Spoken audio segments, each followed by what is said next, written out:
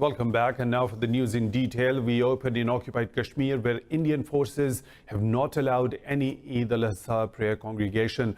New Delhi's crushing curfew and communication blackout in the occupied valley has entered 8th day after India illegally annexed the state. Indian media reports the occupying forces only allowed Eid prayers in a few small local mosques. It says there is no other evidence of Eid prayers being allowed other than a couple of pictures shared by the Indian government. The report also says the curfew is likely to continue throughout the Eid festival as New Delhi fears protests by Kashmiris. Despite yesterday's curfew, a huge rally was held in the occupied valley's capital Srinagar, protesting India's annexation.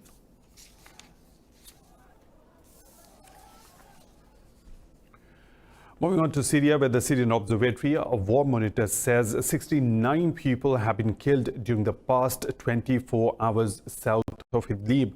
It said that over 100 air raids were carried out by the government's warplanes on Khan Sheikhoun, Merat Horma and adjoining areas. This comes after Turkey said the US has deployed more military and logistics equipment to rebels in Idlib.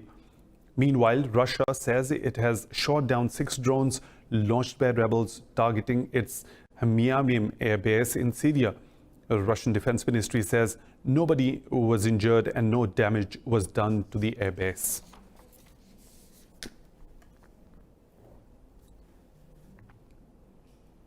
The 8th round of Doha peace talks between the US and Taliban has ended with both the sides remaining tight-lipped on the outcome. The negotiations are being held to end the 18-year-old war in Afghanistan.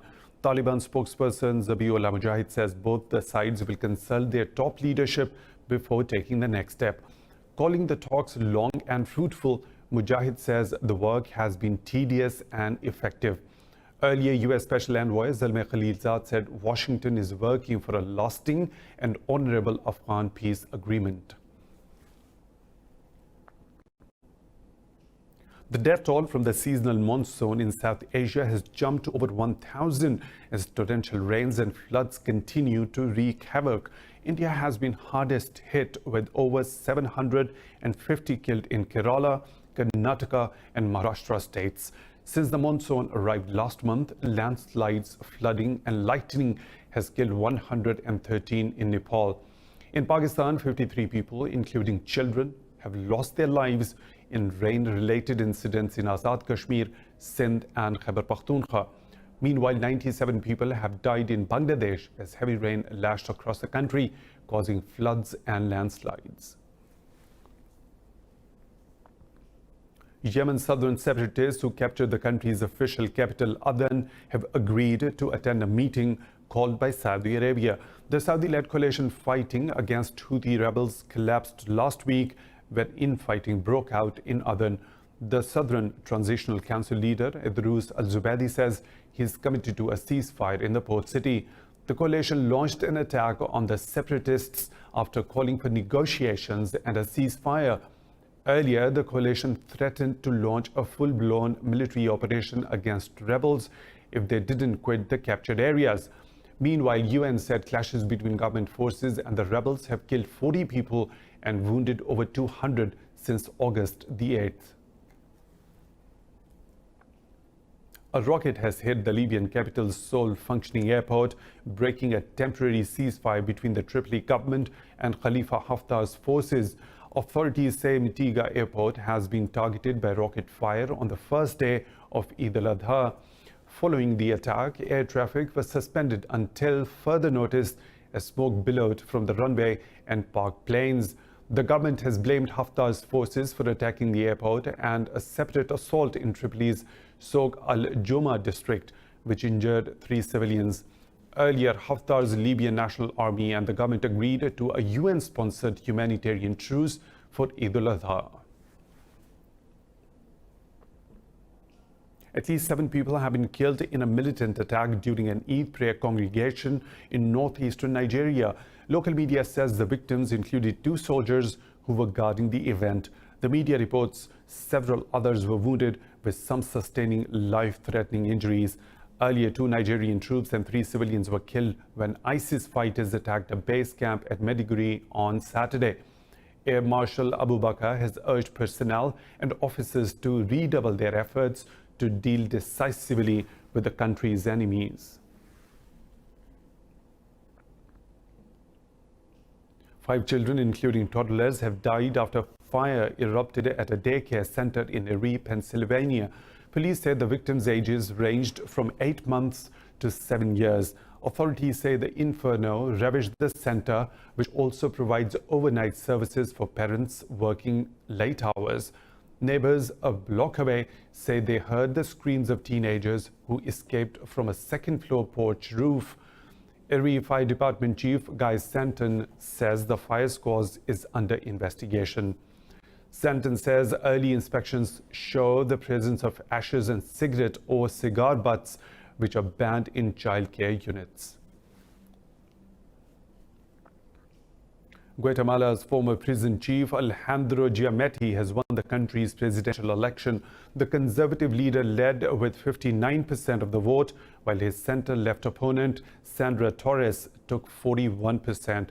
Guatemala's electoral tribunal declared the Vamos party candidate Giammattei the election winner. Mr. Giammattei was running for the 4th time, while his opponent Torres was making her 3rd attempt. He says he will try to renegotiate the controversial migration deal his country signed with Washington last month. Guatemalan voters say insecurity and corruption are their main concerns. In Norway, police say the shooting at a mosque near Oslo is being treated as an attempted act of terrorism. One person was wounded when a white teenager opened fire at a mosque as Muslims were preparing for Eid prayers. Police Chief Erwin Sujol says initial investigations showed the suspect appeared to hold far-right and anti-immigration views. Hours after the attack, the body of a young woman related to the suspect was found in his home in Bærum. Investigators are treating her death as suspicious and have opened a murder probe. In Hong Kong, police have fired tear gas to disperse people protesting against a controversial extradition bill for the 10th consecutive weekend. Thousands of activists occupied airport arrival halls for a 3rd day during anti-government protests. The region's government suspended the bill, but now the demonstrators are demanding the resignation of the city's leader, Carrie Lam. Lam says the rallies should be ended now as they are hurting the city's economy. In Spain, wildfires have prompted the evacuation of over 1,000 residents from the Canary Islands. Firefighters dropped water from the helicopters in an attempt to extinguish the blaze. 200 fighters are on the ground and 10 aircraft have been deployed to fight the blaze. The government of Spain has been asked to incorporate a hydroplane help quell the fires. A 55-year-old man has been arrested on suspicion of starting the blaze while doing metal work. A humanitarian ship named Ocean Viking has rescued another 85 migrants from an overcrowded rubber dinghy in international waters. This is the second rescue mission by the maritime humanitarian organization SOS Mediterranean within a few hours. Half of the rescued people were minors between the age of 13 and 15. They were traveling unaccompanied. 85 migrants were rescued off the Libyan coast in the first mission. The ship is now sailing in the central Mediterranean with a total of 170 migrants on board.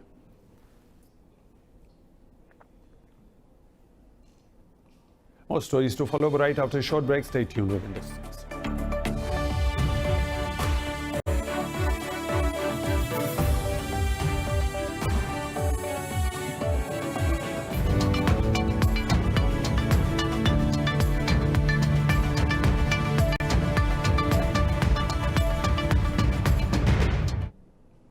Lows and the highs of the business world now. Gains by Chinese equities and the yuan's stronger than expected rise has helped lift Asian markets. At the same time, uncertainty over the US-China trade conflict is contributing to market volatility. MSCI's broadest index of Asia-Pacific shares outside Japan shook off early losses to edge up fractionally. Blue chip shares have risen almost 1%, boosted by China's announcement of relaxed margin financing rules. Japan's Nikkei, China's Shanghai and South Korea's Kospi all rose by almost 0.5%. But firm gold prices underscore investor worries over risks from a prolonged Sino-US trade war. The Dow Jones Industrial Average fell while the S&P 500 lost over 0.5%. The Nasdaq Composite has dropped 1% because of the market volatility from the trade war.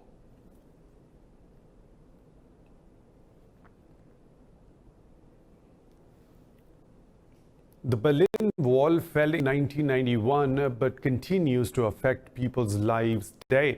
Two childhood friends who were separated by the wall in 1961 have only just managed to find each other. More in this report. This photograph is one of the most iconic images of the division created by the Iron Curtain. Today, the two teenage girls holding hands over the wall are 73 years old. Rosemarie Badaszewski, who lived in East Berlin, is still surprised that the guards allowed the picture to be taken. What I did was, of course, not meant to be. I ran straight to the wall without looking right and without looking left. The policeman who is in the picture should have stopped me. I did not think about it at all. I did not even realize what I was doing. I walked towards my friend with only that thought in my head. The other wall girl, Kriemhild Meyer, says she remembers how surreal it felt when she found out her city was being divided. It was a Sunday morning and I was with my cousin in Marienfeld. We heard the news and heard that the Russians, they always call them the Russians, wanted to close the border. Every day, the papers were filled with news about how many crossed the border the day before. So it was an obvious step for them to close the border. 136 people died trying to cross the wall to get to the western side from the east during the Cold War. By the late 1980s, the wall included 45,000 concrete blocks, 259 dog runs, and 302 watchtowers. Today, only a few remnants of the 3.6-meter tall monstrosity remain.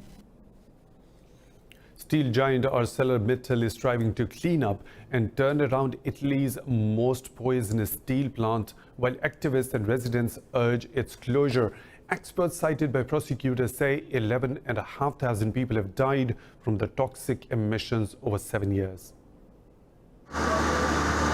On Italy's southern coast, rock climbers scale a giant canopy in Taranto to build the world's biggest iron ore park cover. Steel giant ArcelorMittal strives to clean up and turn around the country's most polluting plant. Beyond the factory lie the sea and sandy beaches, though only hardy souls dare to swim or eat mussels from there. The site in southern Italy's Zulia region, formerly owned by UA, is at the heart of a huge legal battle.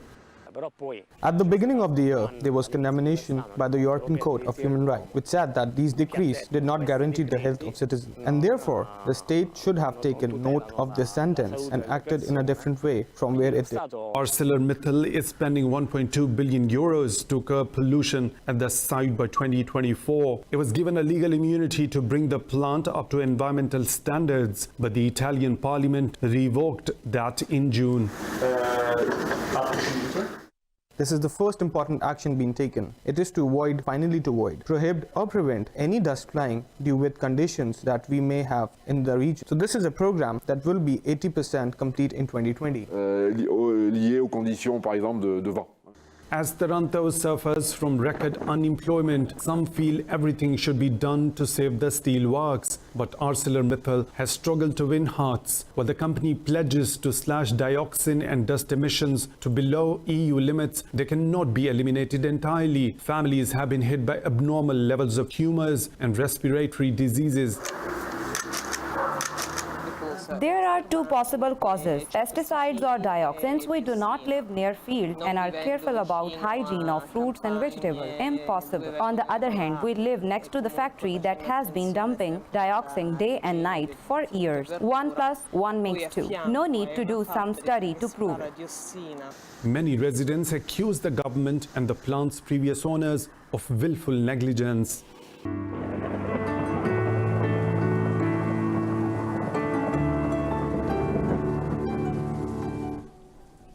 Now the weather situation from around the globe.